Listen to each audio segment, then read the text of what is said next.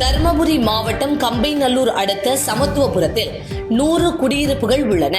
இங்குள்ள ஆழ்துறை கிணறு மின்மோட்டார் பழுது ஏற்பட்டுள்ளதால் மக்களுக்கு 2 வாரத்துக்கு மேலாக பஞ்சாயத்து நிர்வாகம் குடிநீர் வழங்காததால் இது குறித்து பஞ்சாயத்து நிர்வாகத்திடம் தெரிவித்ததும் எந்த ஒரு நடவடிக்கையும் எடுக்காததால் ஆத்திரமடைந்த குடியிருப்பு வாசிகள் இன்று அரூர் கிருஷ்ணகிரி செல்லும் நெடுஞ்சாலையில் காலி குடங்களுடன் அமர்ந்து சாலையில் மறியலில் ஈடுபட்டனர்.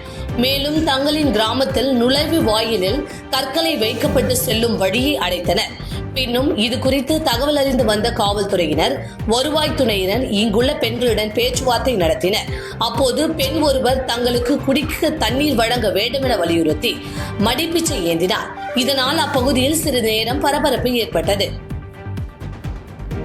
பாதகம் செய்பவரை கண்டால் நாம் பயங்கொள்ளலாகாது பாப்பா, மோதி மிதித்து விடு பாப்பா, அவர் முகத்தில் உமிழ்ந்து விடு பாப்பா.